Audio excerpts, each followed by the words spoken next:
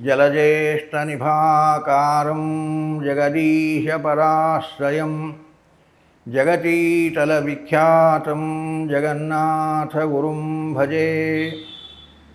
ಹರಿಕಥಾಮೃತಸಾರ ಗುರುಗಳ ಕರುಣದಿಂದ ಪನಿತು ಪೇಳುವೆ, ಪರಮ ಭಗವದ್ಭಕ್ತರಿದನಾದರದಿ ಕೇಳುವರು. ತಂದೆ ತಾಯಿಗಳು ತಮ್ಮ ಶಿಶುವಿಗೆ ಬಂದ ಭಯಗಳ ಪರಿಹರಿಸಿ ನಿಜ ಮಂದಿರದಿ ಬೇಡಿದುದನಿತ್ತಾದರಿಸುವಂದದಲ್ಲಿ ಹಿಂದೆ ಮುಂದೆಡಬಲದಿ ಒಳಹೊರಗಿಂದಿರೇಶನು ತನ್ನವರ ನೆಂದೆಂದು ಸಲಹುವನು. ಆಗ ಸದವೋಲ್ ಎತ್ತ ನೋಡಿದರು. ಭಗವಂತನ ಕರುಣೆಯ ರಕ್ಷಣೆಯನ್ನು ಚಿಂತನೆಗೆ ಕೊಡ್ತಾ ಇದ್ದಾರೆ ದಾಸರು ಈ ಪದ್ಯದಲ್ಲಿ. ಮಕ್ಕಳಿಗೆ ಬಂದ ಭಯವನ್ನು ಪರಿಹಾರ ಮಾಡಿ ಮನೆಯಲ್ಲಿಟ್ಟು ತಂದೆ ತಾಯಿಗಳು ಬೇಡಿದ್ದನ್ನು ಕೊಟ್ಟು ರಕ್ಷಣೆ ಮಾಡುವಂತೆ ಭಗವಂತ ಸಂಸಾರದಲ್ಲಿ ನಮಗೂ ಭಯ ಬಂದಾಗ ಅವನಲ್ಲಿ ಶರಣಾಗತಿ ಹೊಂದಿ ಪ್ರಾರ್ಥಿಸಿದಾಗ ಆ ಭಯಗಳನ್ನು ಪರಿಹಾರ ಮಾಡಿ ತನ್ನ ವಿಷಯಕವಾದ ಜ್ಞಾನವನ್ನು ಕೊಟ್ಟು ಅದಕ್ಕೆ ಬೇಕಾದ ಸಾಧನೆಯನ್ನು ಮಾಡಿಸಿ ಜ್ಞಾನವನ್ನು ಕೊಟ್ಟು ಮೋಕ್ಷಾಧಿಷ್ಠಾನದಲ್ಲಿಟ್ಟು ರಕ್ಷಣೆ ಮಾಡ್ತಾನೆ. ಇಷ್ಟು ಮಾತ್ರ ಅಲ್ಲ, ಹಿಂದಿನ ಜನ್ಮದಲ್ಲಿ, ಇಂದಿನ ಜನ್ಮದಲ್ಲಿ, ಮುಂದಿನ ಜನ್ಮದಲ್ಲಿ ಎಲ್ಲ ಬಾಂಧವರಲ್ಲಿ ಅಂತರ್ಯಾಮಿಯಾಗಿದ್ದು ಅವನ ರಕ್ಷಣೆ ಸರ್ವತೋಮುಖವಾಗಿ ಉಂಟು ಅನ್ನುವ ಕಲ್ಪನೆಯನ್ನು ಕೊಟ್ಟದ್ದನ್ನು ಚಿಂತನೆ ಮಾಡ್ತಾ ಇದ್ದೇವೆ ನಾವು. ಹಿಂದೆ ಮುಂದೆ, ಹಿಂದಿನ ಜನ್ಮದಲ್ಲಿ, ಮುಂದಿನ ಜನ್ಮದಲ್ಲಿ, ಈ ಜನ್ಮದಲ್ಲಿ ಎಡಬಲದಿ ಹೆಂಡತಿ, ಮಕ್ಕಳು, ಸೊಸೆಯಂದಿರು, ಆಪ್ತರು, ಬಾಂಧವರು, ಅವರ ಮುಖಾಂತರ ನಮಗೆ ರಕ್ಷಣೆ ಕೂಡ ಭಗವಂತನೇ ತಾನು ನಿಂತು ಮಾಡ್ತಾನೆ ಅನ್ನುವಲ್ಲಿ ನಾವು ವಿದುರನ ಕಥೆ ದೃಷ್ಟಾಂತವಾಗಿ ನಿನ್ನೆಯ ದಿನ ನೋಡಿದ್ದೀವಿ. ವಿದುರನಿಗೆ ಅಂತರ್ಯಾಮಿಯಾಗಿದ್ದು ಅವನಿಗೆ ರಕ್ಷಣೆಯ ಬುದ್ಧಿಯನ್ನು ಪ್ರಚೋದನೆ ಮಾಡಿ ಅವನ ಮುಖಾಂತರ ಕೃಷ್ಣ ನೀನೇ ರಕ್ಷಣೆ ಮಾಡಿದಿ ಅಂತ ಕುಂತಿದೇವಿ ಪ್ರಾರ್ಥಿಸಿದ ಆ ಕಥೆಯನ್ನು ಕೂಡ ನಾವು ಚಿಂತನೆ ಮಾಡಿದೆವು. ಅದೇ ರೀತಿ ಒಳ ಹೊರಗೆ ಅವನ ರಕ್ಷಣೆ, ಒಳಗೆ ಹೊರಗೆ. ಇದೇನು ಒಳ ಹೊರಗೆ ಅಂದ್ರೇನು? ಭಗವಂತ ಒಳಗಿದ್ದೂ ರಕ್ಷಣೆ ಮಾಡ್ತಾನೆ, ಹೊರಗಿದ್ದೂ ರಕ್ಷಣೆ ಮಾಡ್ತಾನೆ. ಒಂದು ಅರ್ಥ ಇದು, ಮೇಲ್ನೋಟದ ಅರ್ಥ. ಈ ಒಳ ಹೊರಗೆ ಅಂದರೆ, ಒಳಗೆ ಅಂದರೆ ಒಳಗಿರತಕ್ಕಂಥದ್ದು ಮನಸ್ಸು, ಅಂತಃಕರಣ ಅಂತಲೇ ಕರೀತಾರೆ. ಅದಕ್ಕೋಸ್ಕರವಾಗಿ ಒಳಗಿದ್ದ ಇಂದ್ರಿಯ ಅದು, ಅದರಿಂದ ಅಂತಃಕರಣ ಅಂತ ಕರೀತಾರೆ ಅದನ್ನು. ಒಳಗೆ ಅಂದರೆ ಮನಸ್ಸು. ಮಾನಸಿಕವಾಗಿ ಏನು ರೋಗಗಳು ಬಂದರೂ ಕೂಡ ಆಧಿ ಅಂತ ಕರೀತಾರೆ ಅದನ್ನು. ಒಳಗೆ ಅಂದರೆ ಆಧಿ, ಮನೋರೋಗಗಳು, ಅದನ್ನು ಪರಿಹಾರ ಮಾಡ್ತಾನೆ ಭಗವಂತ.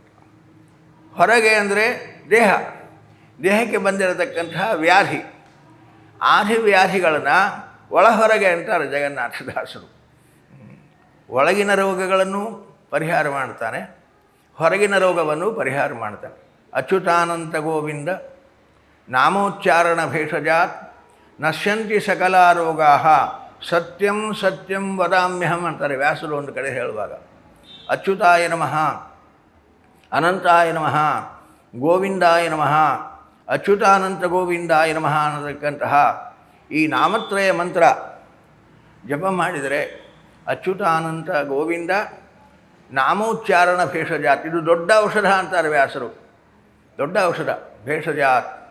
ಈ ಔಷಧವನ್ನು ತಗೊಂಡ್ಬಿಟ್ರೆ ಅಚ್ಯುತಾನಂತ ಗೋವಿಂದಾಯ ನಮಃ ಅನ್ನತಕ್ಕಂತಹ ಮಂತ್ರೋಪಾಸನೆ, ಮಂತ್ರ ಅನುಷ್ಠಾನ, ಇದು ಅರ್ಥಾನುಸಂಧಾನಪೂರ್ವಕವಾಗಿ ಅಚ್ಯುತ ಅವನು ಚ್ಯುತಿರಹಿತನಾಗಿರತಕ್ಕಂಥವ, ಯಾವ ಕಾಲಕ್ಕೂ ಅವನಿಗೆ ಯಾವುದೇ ಥರದ ಚ್ಯುತಿ ಇಲ್ಲ.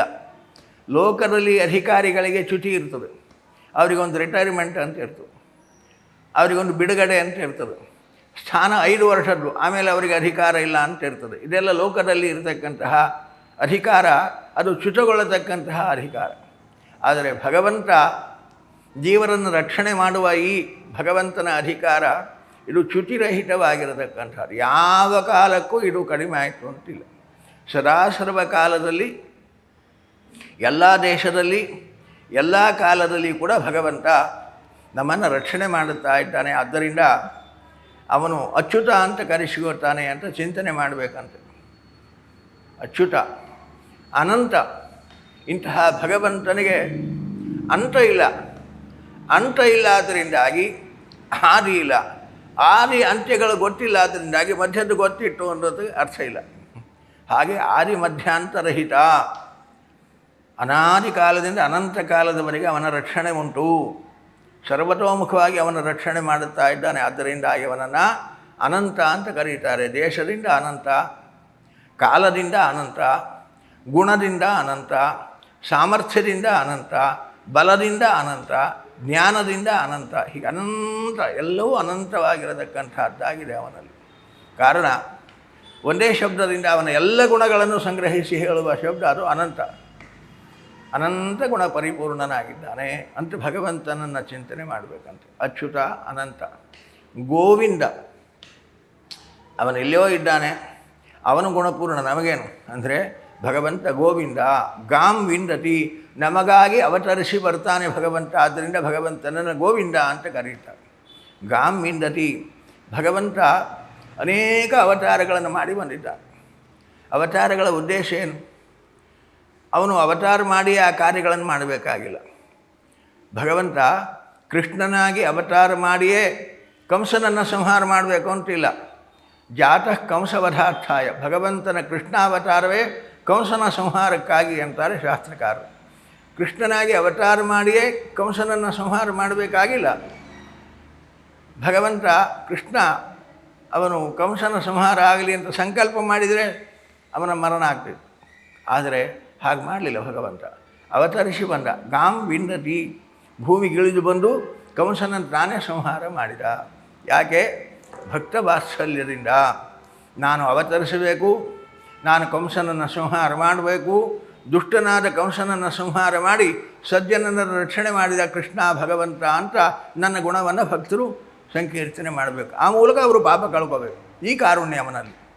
ಆದ್ದರಿಂದ ಅವನನ್ನು ಅಚ್ಯುತ, ಅನಂತ, ಗೋವಿಂದ, ಇದು ದೊಡ್ಡ ಔಷಧ ಅಂತಾರೆ. ಈ ಮೂರು ನಾಮತ್ರಯಗಳ ಈ ಚಿಂತನೆ ಯಾರು ಮಾಡ್ತಾರೋ ದೊಡ್ಡ ಔಷಧ ಸೇವನೆ ಮಾಡಿದಂತೆ ಅವರಿಗೆ ಮಾನಸಿಕ ರೋಗಗಳನ್ನು, ದೈಹಿಕ ರೋಗಗಳನ್ನು ಭಗವಂತ ತಾನು ಕಳೆದು ರಕ್ಷಣೆ ಮಾಡ್ತಾನಂತ. ನಾಮೋಚ್ಚಾರಣ ಭೇಷಜಾತ್ ನಶ್ಯಂತಿ ಸಕಲ ರೋಗಾ.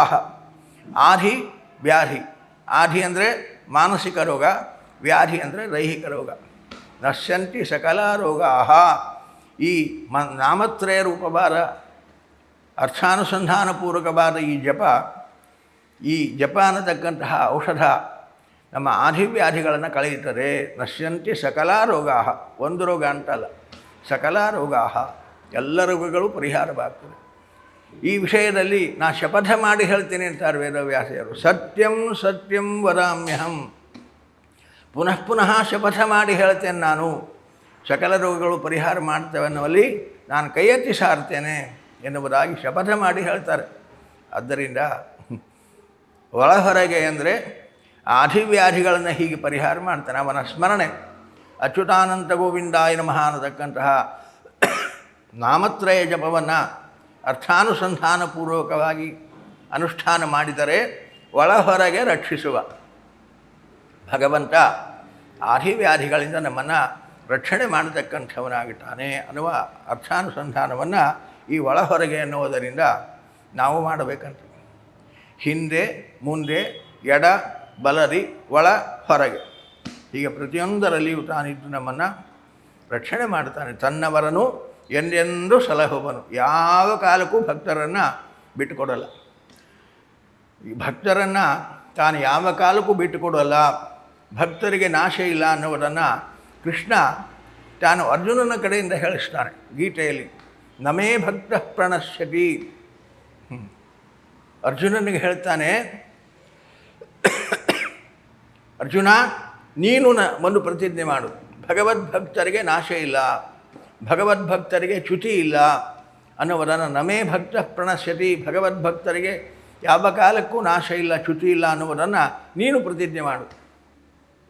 ಪ್ರತಿಜಾನೀಹಿ, ಪ್ರತಿಜ್ಞೆ ಮಾಡಿ ಹೇಳು. ಯಾಕೆ? ಕೃಷ್ಣ ತಾನೇ ಪ್ರತಿಜ್ಞೆ ಮಾಡಬಹುದಾಗಿತ್ತಲ್ಲ.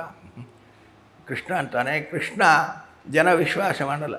ಒಮ್ಮೆ ಅವನು ಹಾಗೆ ಹೇಳ್ತಾನೆ, ಹೀಗೆ ಹೇಳ್ತಾನೆ. ತನ್ನ ಮಾತನ್ನು ತಾನು ಬಿಟ್ಕೊಟ್ಬಿಡ್ತಾನೆ ಭಕ್ತರಿಗೋಸ್ಕರವಾಗಿ. ತಾನು ಚಕ್ರ ಹಿಡಿಯಲ್ಲ ಅಂತ ಹೇಳಿದ. ಭೀಷ್ಮರು ಚಕ್ರ ಹಿಡಿಸ್ತೇನೆ ಅಂದರು. ಭೀಷ್ಮರಿಗಾಗಿ ಚಕ್ರ ಹಿಡಿದು ತನ್ನ ಮಾತು ಸುಳ್ಳಾದರೂ ಅಡ್ಡಿಲ್ಲ, ಭಕ್ತರ ಮಾತು ಸುಳ್ಳಾಗಬಾರ್ದು ಅಂತ ಹೀಗೆ ಹೊರಟ. ಕಾರಣ, ನಾನು ಹೇಳಿದರೆ ನನ್ನ ಮೇಲೆ ವಿಶ್ವಾಸ ಮಾಡಲ್ಲ. ಆದ್ದರಿಂದ ಭಕ್ತನಾಗಿರತಕ್ಕಂತಹ ನೀನು ಪ್ರತಿಜ್ಞೆ ಮಾಡು, ಭಕ್ತರ ಮಾತು ಸುಳ್ಳಾಗಲ್ಲ. ಭಗವಂತ ತನ್ನ ಮಾತು ಸುಳ್ಳು ಮಾಡಿದರೂ ಭಕ್ತರ ಮಾತನ್ನು ಸುಳ್ಳು ಮಾಡಲ್ಲ. ಸತ್ಯಂ ವಿಧಾತು ನಿಜಭೃತ್ಯ ಭಾಷಿತಂ ವ್ಯಾಪ್ತಿಂಚ ಭೂತೇಶು ಅಖಿಲೇಶು ಚಾತ್ಮನಃ ಅಂತಾರೆ ಶುಕಾಚಾರ್ಯರು ಸಪ್ತಮ ಸ್ಕಂದದಲ್ಲಿ ಹೇಳುವಾಗ. ಭಗವಂತ ತನ್ನ ಭಕ್ತರ ಮಾತು ಸತ್ಯ ಮಾಡಬೇಕು ಅಂತ ಹೊರಟಿರ್ತಾನೆ. ಕಾರಣ, ನಮೇ ಭಕ್ತ ಪ್ರಣಶ್ಯತಿ ಅಂತ ನೀನು ಪ್ರತಿಜ್ಞೆ ಮಾಡು ಅಂತ ಅರ್ಜುನನ ಕಡೆಯಿಂದ ಶಪಥ ಮಾಡಿಸ್ತಾನೆ ಕೃಷ್ಣ ಗೀತೆಯಲ್ಲಿ. ಹಾಗೆ ಹೀಗೆ ಒಳಹೊರಗೆ ಇಂದಿರೇಶನು ತನ್ನವರನು ಎಂದೆಂದೂ ಸಲಹುವನು, ಯಾವ ಕಾಲಕ್ಕೂ ಭಕ್ತರನ್ನು ಬಿಟ್ಕೊಡಲ್ಲ. ತನ್ನಲ್ಲಿ ಶರಣಾಗತಿ ಹೊಂದಿದವರಲ್ಲಿ ವಾತ್ಸಲ್ಯ ತೋರಿಸಿರತಕ್ಕಂಥದ್ದು ಅವನ ಸ್ವಭಾವ. ಎಂದೆಂದೂ ಬಿಟ್ಟುಕೊಡದೆ ತಾನು ಸಲಹುವನು, ರಕ್ಷಣೆ ಮಾಡಿಯೇ ಮಾಡುತ್ತಾನೆ ಅನ್ನುವ ಧೈರ್ಯದಿಂದ ಭಗವಂತನನ್ನು ತಿಳಿದು ಉಪಾಸನೆ ಮಾಡಿರಿ. ಪರಮ ಕರುಣಾಳುವಾದ ಭಗವಂತ ಈ ರೀತಿಯಾಗಿ ಯಥಾರ್ಥವಾಗಿ ಅವನನ್ನು ತಿಳಿದು ಶರಣಾಗತಿ ಹೊಂದಿದಾಗ ಎಂದೆಂದೂ ಸಲಹುವನು. ಸಹಲುತ್ತಾನೋ ಇಲ್ಲೋ, ಬರೀ ದೇವರು ರಕ್ಷಣೆ ಮಾಡ್ತೇನೆ ಅಂತ ಕೂತ್ರೆ ಆದಿತೋ ಅನ್ನುವ ತರ್ಕ ನಮ್ಮದೆಲ್ಲ. ತರ್ಕಕ್ಕೆ ದೇವರು ಸಿಗಲ್ಲ. ನಿಷ್ಕಲ್ಮಷವಾಗಿರತಕ್ಕಂತಹ ಹೃದಯದಿಂದ ಭಗವಂತ ನಮ್ಮನ್ನು ರಕ್ಷಣೆ ಮಾಡ್ತಾನೆ ಅಂತ ನಾವು ಹೊರಟಾಗ ಭಗವಂತ ನಿಶ್ಚಿತವಾಗಿ ರಕ್ಷಣೆ ಮಾಡ್ತಾನೆ. ರಕ್ಷಣೆ ಮಾಡಲಿಕ್ಕೆ ಭಗವಂತ ಎಲ್ಲಿಂದಲೋ ಬರಬೇಕಾಗಿಲ್ಲ, ನಮ್ಮ ಒಳಗೆ ಇದ್ದಾನೆ. ಒಳ ಹೊರಗೆ ನಮ್ಮ ಒಳಗೂ ಭಗವಂತನಿದ್ದಾನೆ. ಅವನಷ್ಟು ಸಮೀಪ ಯಾರಿದ್ದಾರೆ? ಅವನಷ್ಟು ಸಮೀಪ ಯಾರೂ ಇಲ್ಲ. ಇಷ್ಟು ಸಮೀಪದಲ್ಲಿ ತಾನಿದ್ದು ನಮ್ಮನ್ನು ರಕ್ಷಣೆ ಮಾಡುತ್ತಾ ಇದ್ದಾನೆ. ಆದ್ದರಿಂದಾಗಿ ಈ ರೀತಿಯಾಗಿ ಭಗವಂತನನ್ನು ಅನುಸಂಧಾನ ಮಾಡಿ ಅವನನ್ನು ಚಿಂತನೆ ಮಾಡಿರಿ. ಹೀಗೆ ಹೇಳ್ತಾ ಅಂತಾರೆ ಅವರು, ಆಗಸದ ಓಲ್ ಎತ್ತ ನೋಡಿದರು. ಹಿಂದೆ ತಂದೆ ತಾಯಿಗಳಂದರು, ಅವರಿಗೆ ಹಿಂದೆ ಮುಂದೆ ಇರಲಿಕ್ಕೆ ಬರಲ್ಲ, ಎಡಕ್ಕೆ ಬಲಕ್ಕೆ ಇರಲಿಕ್ಕೆ ಬರಲ್ಲ, ಎಲ್ಲಾದರೂ ಒಂದು ಕಡೆ ಇರ್ತಾರೆ ತಂದೆ ತಾಯಿಗಳು. ಹಾಗಾಗಿ ಆ ದೃಷ್ಟಾಂತ ಸುಮ್ಮನೆ ಸಾಧಾರಣ ದೃಷ್ಟಾಂತ ಆಯಿತು. ಅದಕ್ಕೆ ಹಿಂದೆ ಮುಂದೆ ಎಡಕ್ಕೆ ಬಲಕ್ಕೆ ಒಳಗೆ ಹೊರಗೆ ಎಲ್ಲ ಕಡೆ ಇದ್ದ ಒಂದು ದೃಷ್ಟಾಂತ ಕೊಡಬೇಕು ಅಂತ ಜಗನ್ನಾಥದಾಸರು ಮುಂದೆ ಅಂತಾರೆ, ಆಗಸದ ಓಲ್ ಎತ್ತ ನೋಡಿದರು. ಆಗಸ ಆಕಾಶದಂತೆ, ಆಕಾಶವತ್ ಸರ್ವಗತಾವ್ಯಯಾತ್ಮನ್ ಅಂತಾರೆ ಶಾಸ್ತ್ರಕಾರರು. ಆಕಾಶದಂತೆ ಸರ್ವತ್ರದಲ್ಲಿ ವ್ಯಾಪ್ತನಾಗಿ ಭಗವಂತ ನಮ್ಮನ್ನು ರಕ್ಷಣೆ ಮಾಡ್ತಾನೆ. ಅವನ ವ್ಯಾಪ್ತಿ ಹೇಗುಂಟು? ಆಗಸದ ಓಲ್, ಆಕಾಶದಂತೆ ನಮ್ಮನ್ನು ಸರ್ವತ್ರ ವ್ಯಾಪ್ತನಾಗಿ ರಕ್ಷಣೆ ಮಾಡುತ್ತಾನೆ ಅನ್ನುವ ಚಿಂತನೆಯನ್ನು ಕೊಡ್ತಾರೆ. ಸ್ವಲ್ಪ ಇನ್ನೂ ಚಿಂತನೆ ಉಂಟು. ಆ ಚಿಂತನೆಯನ್ನು ನಾಳೆ ಮತ್ತೆ ಮುಂದುವರಿಸೋಣ. ಮಧ್ವೇಶಾರ್ಪಣಮಸ್ತು. ವಿಶ್ವ ಪ್ಲಸ್, ಜನಹಿತಕ್ಕಿದು ಜ್ಞಾನದ ಜಾಲ.